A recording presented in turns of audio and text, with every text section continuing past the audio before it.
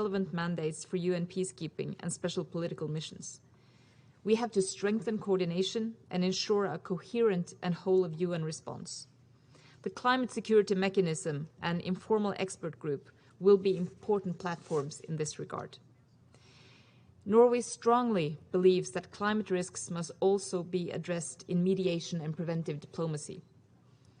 The shared experience of climate change can be an entry point for building trust and dialogue across communities, as we have seen in Somalia and South Sudan.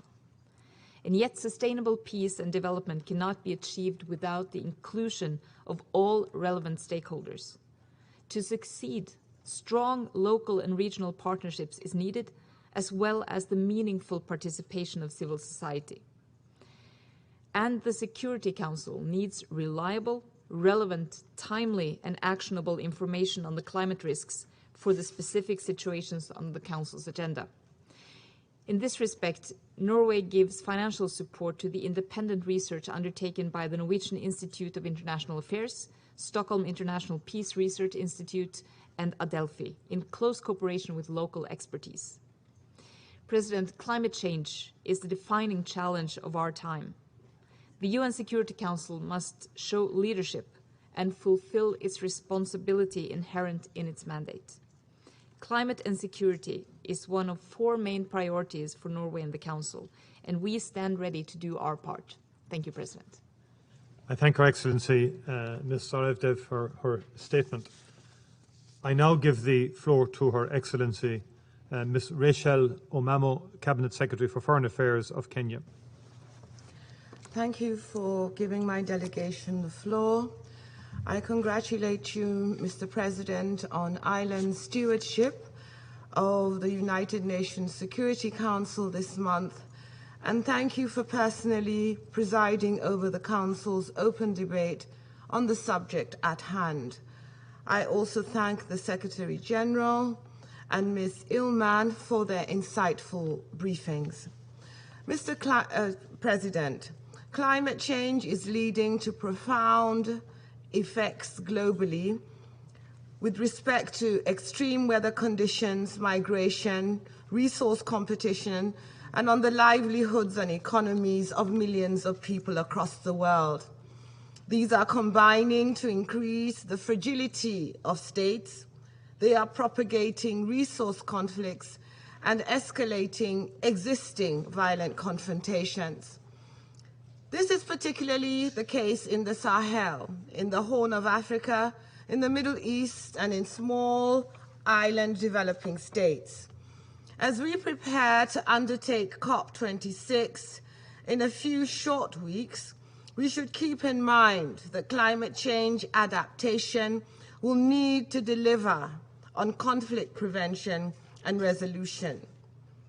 It will call for the commitments made to regions that have not caused climate change, but are experiencing its adverse effects to be implemented in a conflict-sensitive fashion.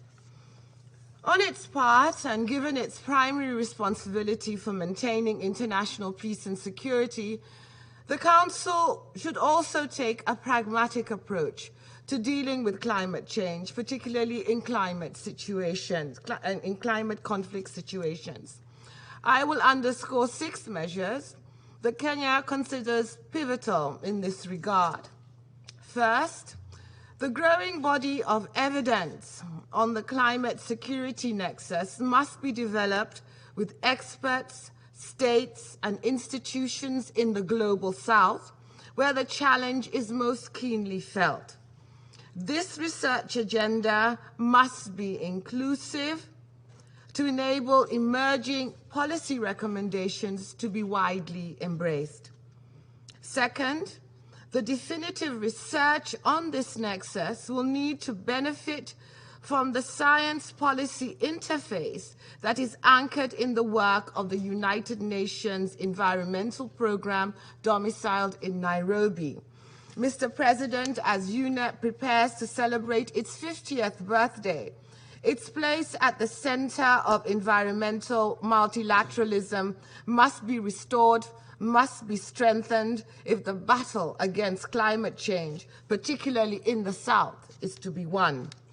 Third, technologies and practices that have been employed over long periods of time by millions of people are often not only resilient, but also are often more fit for purpose. We therefore need to build on local knowledge and practices that have proven to work, especially in enhancing resilience of communities against climate change effects. It is this indigenous knowledge, often the indigenous knowledge of women, that can form the basis of peace and mediation efforts with respect to the conflicts that are continuing to accumulate across our world. Fourth, the highest priority must be given to climate action, not compromising the ability of countries to develop rapidly. Climate action must be fair and must be seen to be fair for it to draw the support of the vast majority of states. After all, we all understand that the bulk of the resources for climate adaptation will need to be drawn from domestic resources, meaning that countries will need to have access to revenues for growing economies if they are to respond adequately in a fashion that protects peace and security. Fifth, we need the development of early warning systems that map climate change hotspots to enable decision-making tools that prevent and minimize conflict at the national, regional, and international levels. Finally, Mr. President, peacekeeping and peace-building missions, especially those situate in Africa, must have clear climate action mandates, including environmental protection and restoration. This is particularly important in the sprawling refugee camps that exist in Africa, where environmental degradation is the order of the day. These peacekeeping missions must also have the ability to collect data, particularly gender disaggregated data, for us to understand the nexus between gender, climate change, and conflict. Finally, our peacekeepers must have the ability to mobilize for emergencies, to respond quickly to communities in the face of climate calamities. As I conclude, Mr. President, Kenya commends Ireland and Niger, the co-chairs of the Informal Expert Group on Climate and Security, for their efforts towards a thematic resolution. Kenya will continue to be an anchor in the articulation of global environmental issues. We will, in this regard, remain a strong and consistent voice for Africa, the global South, including small island developing states, in the pursuit of representative climate and security solutions. I thank you for your kind attention. I thank Her Excellency Ms. Omamo for her statement. I now give the floor to His Excellency Mr. Othman Gerandi, Minister for Foreign Affairs, Migration and Tunisians Abroad of Tunisia. شكرا سيد رئيس. Thank you, Mr. President. Excellencies, ladies and gentlemen, at the outset, I would like to express my sincere thanks to you, Mr. President, and to the Republic of Ireland for dedicating today's meeting to discuss once again climate change and its impact on international peace and security. I thank the Secretary General of the United Nations for his valuable briefing, and I commend his continued efforts, and I express our support to the priorities he set out for us in combating the impact of climate change. My thanks also go to Ms. Ellman for her briefing. Mr. President, risks to international peace and security are no longer limited to the conventional threats of geostrategic tensions, the arms race, and regional conflicts. Our world today is confronted with a number of emerging challenges that threaten the survival of our planet and future generations.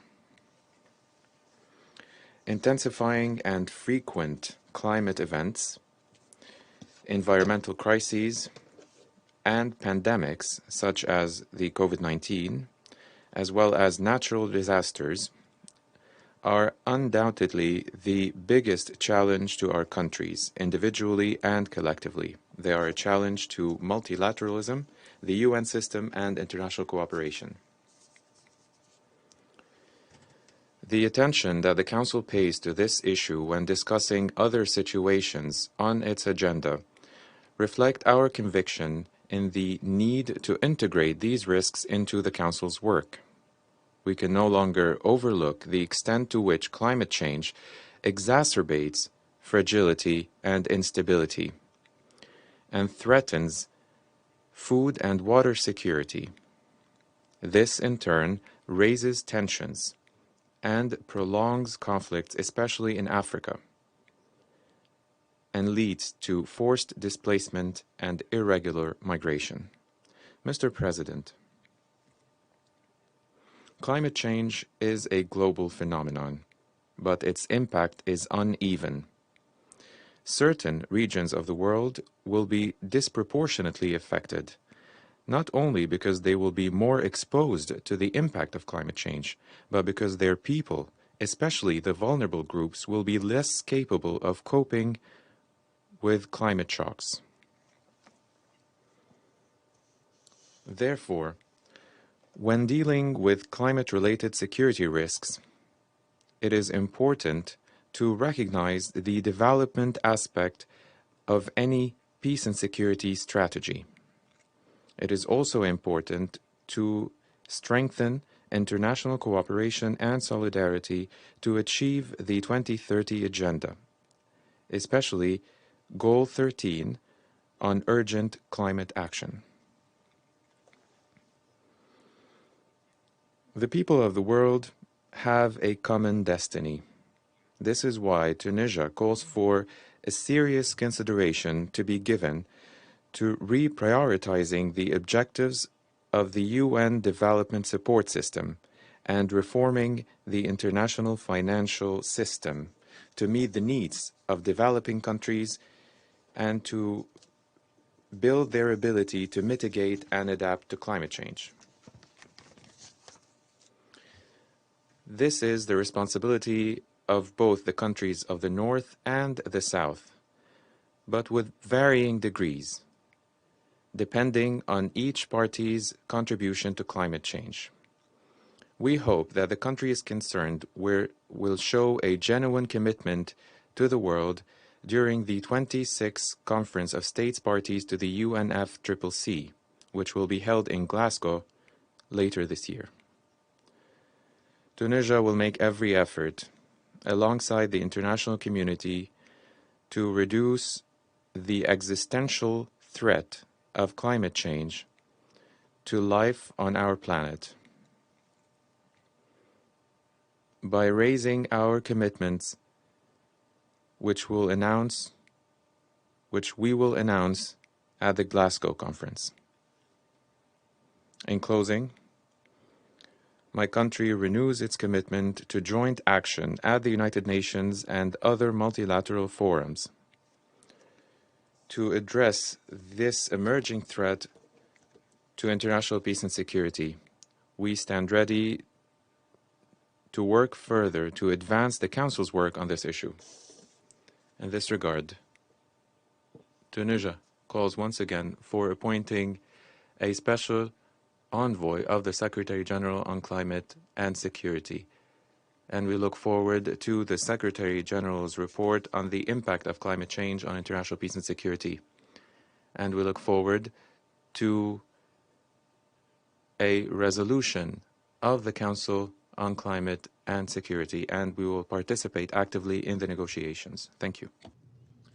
I thank His Excellency Mr. Durandi for his statement.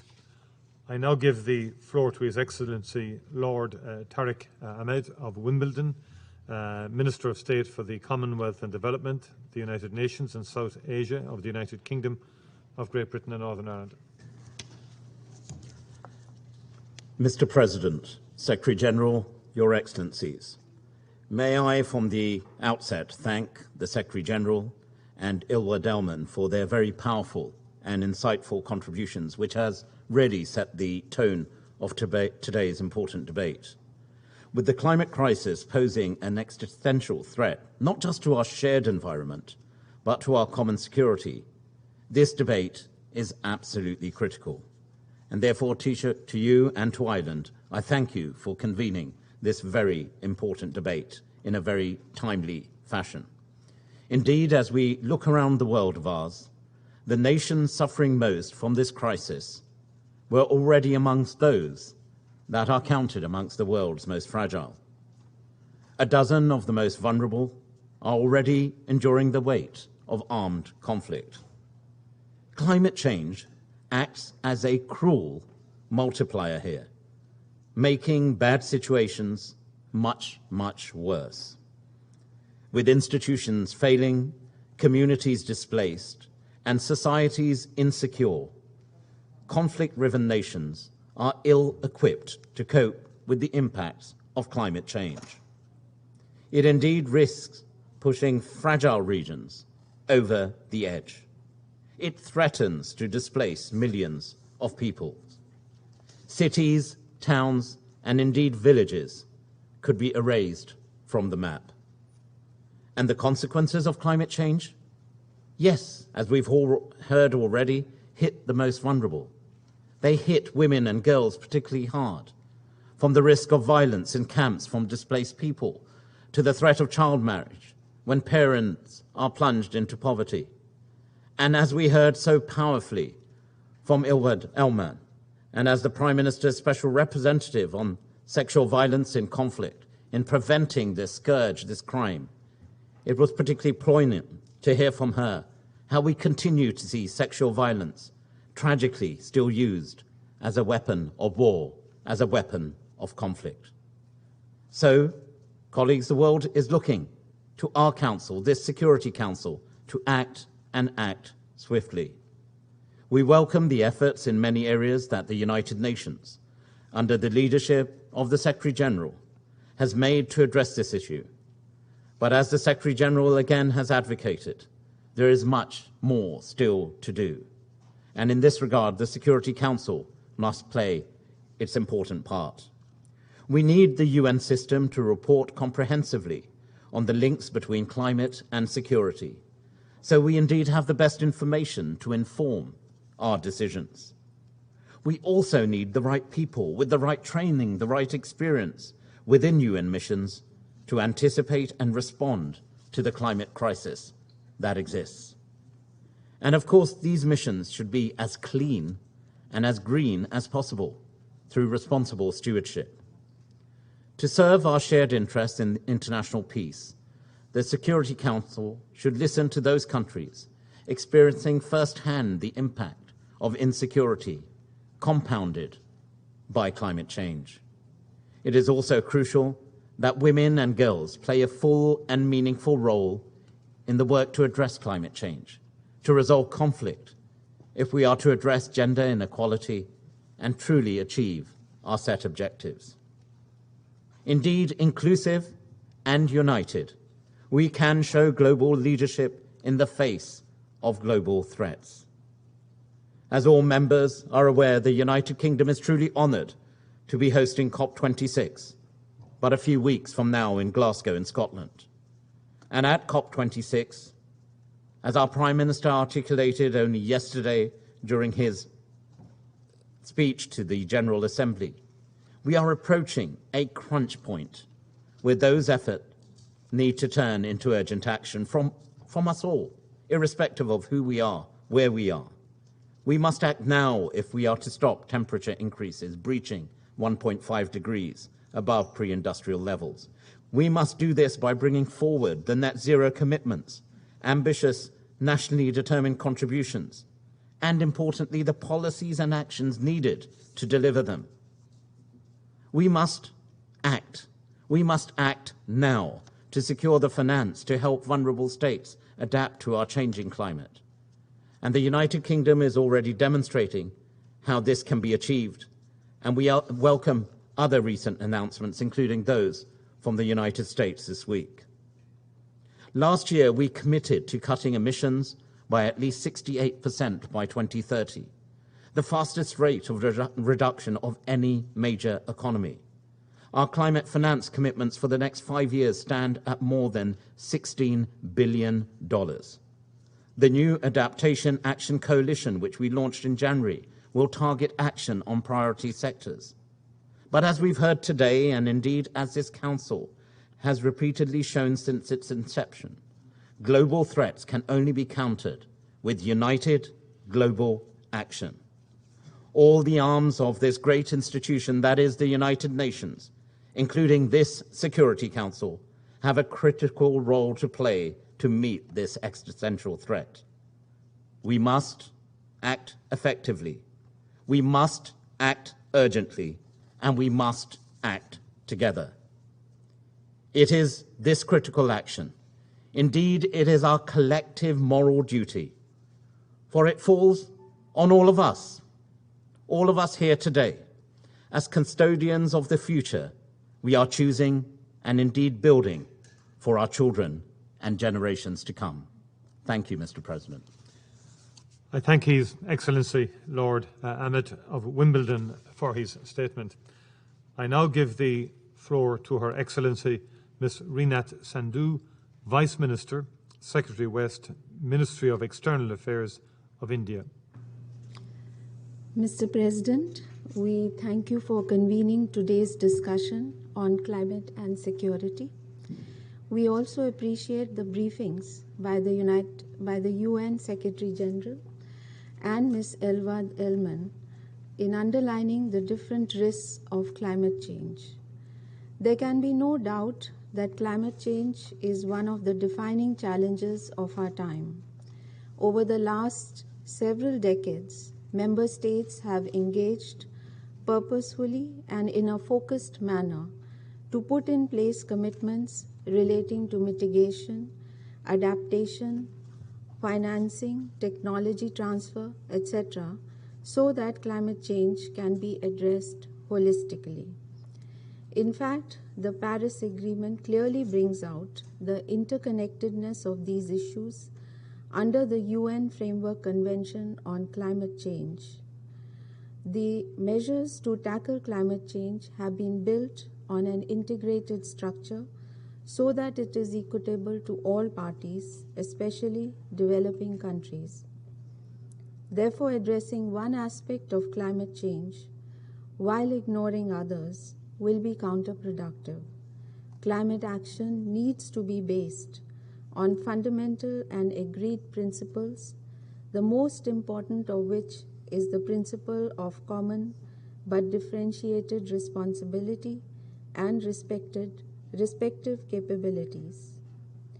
Further, the issue of climate change is being discussed in a focused manner by the United Nations in the relevant mechanisms.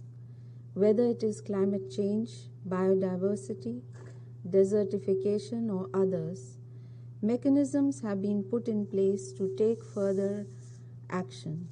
Countries across the globe have taken on several commitments under these mechanisms, including the nationally determined contributions. Given this background, picking one aspect of climate change, namely climate security, and dealing with it in this forum, which is not geared to tackle a multifaceted problem of this nature, would not be desirable. Bringing climate security into the Security Council discourse, disregarding basic principles and practices relating to climate change, has the potential to disrupt our overall discussion on this extremely important topic. When we deliberate the securitization of climate, we should be careful not to build a parallel climate track. We need to continue on the path of inclusive decision-making, which member states have already agreed to.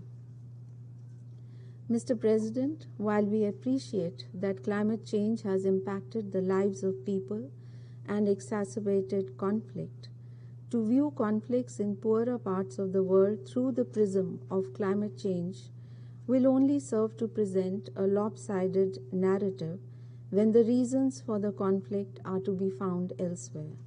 The report of the Intergovernmental Panel on Climate Change clearly states that the effect of climate variability on violence is contested. Climate change may enhance conflict, but cannot be determined as a reason for it. A study of NDCs also indicates that while parties do acknowledge the adverse effects of climate change on their economies, we need to be conscious while looking at it as a risk to their social stability or as an issue of peace and security. Oversimplification of causes of conflict will not help in resolving them, nor justify extreme policy measures. Mr. President, we need to bring back our focus to where it should be, combating climate change. India is a leader in climate action and is on track to meet its commitments under the Paris Agreement. We currently have the world's fastest growing solar energy program and have expanded access to clean cooking fuel to cover over 80 million households, making it one of the largest clean energy drives globally. In addition, 370 million LED light bulbs have been distributed, resulting in a reduction of more than 38 million tons of CO2 emissions annually. We are committed to installing 450 gigawatt of new and renewable energy by 2030. Apart from domestic actions, India has also taken a lead in bringing together international coalitions to generate long-term impact through partnerships. The International Solar Alliance is a leading example of how collective action translates into positive global climate impact. It is among the fastest growing international organizations today, with 80 members and 24 more joining. India has set aside $1.6 billion under soft loans to supplement such efforts. The Coalition for Disaster Resilient Infrastructure is another successful initiative for enhancing cooperation and building resilience against natural disasters. India has allocated $70 million to support the work of the CDRI. India and Sweden have launched the Leadership Group on Industry Transition with the support of World Economic Forum in 2019, providing a platform for energy-intensive industry to progress on low-carbon pathways. India is also one of the 10 global champions for energy transition. What we need now is to enhance action on all important policies that address climate change, including fulfilling the commitments on climate finance and technology transfer. For vast numbers of developing countries, especially during the pandemic when financing is drying up, robust financing for climate action cannot be overemphasized. While we may call for innovative financing, we need to be careful not to indulge in innovative accounting. Pathway to $100 billion of climate finance is critical for meeting targets under Paris Agreement. To conclude, Mr. President, we call for a more comprehensive and collective approach through stronger partnerships and strengthen global efforts so that we can address the challenge of climate change together. I thank you. I thank Her Excellency Ms. Sandhu for her statement. I now give the floor to the representative of St. Vincent and the Grenadines. Thank you, Mr. President, Excellencies. We are confronted by the continued deepening of the planetary crisis that is climate change. As a small island developing state, particularly affected by this existential threat, and facing ever-increasing loss and damage from the adverse impacts of climate change, we value this timely meeting. I thank the Secretary General and Ms. Ellman for the excellent contributions to advancing understanding in this context. We hope that today's meeting contributes to comprehensive multilateral approaches that systematically address the consequences of climate change for international peace and security. Allow me to share our views on how we should approach this threat multiplier. First, to tackle climate-related security risks in relevant situations on the Council's agenda, we must build capacity and enhance expertise across the United Nations. This includes embedding climate security advisors in relevant operations and considering the appointment of a special representative of the Secretary General for climate-related security risks to strengthen coordination within the system on this issue. We commend the work of the Climate Security Mechanism, which has enhanced the UN system's capacity to address climate-related security risks in an efficient and logical manner. Second, the Security Council must not sidestep its responsibility to address the security implications of climate change. To be sure, the UNFCCC remains the primary body tasked with responsibility for addressing climate change. At the same time, utilizing the tools at its disposal, the Council can take tangible actions, including request increased training and enhanced reporting on climate and security, strengthen coordination with relevant actors at the local, national, and regional level, and adopt a focused resolution to better enable this Council to address climate and security risks. Further, the informal expert group of Security Council members on climate and security is a useful forum to help the Council improve its awareness and understanding of the issues and should be supported. Third,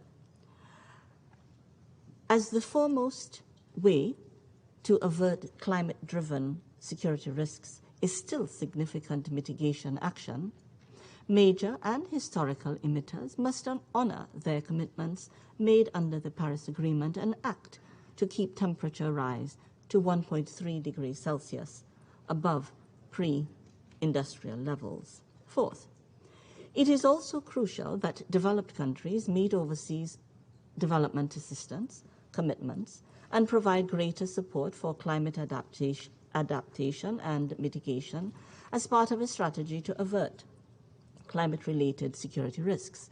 Scaled-up support to conflict-affected countries through concessionary loans, debt relief, and quick impact projects should be provided to alleviate some of the challenges encountered. Fifth, integral to this whole-of-system approach, peacekeeping, peacemaking, and peace-building should be pursued concurrently as part of a peace and security development and humanitarian continuum.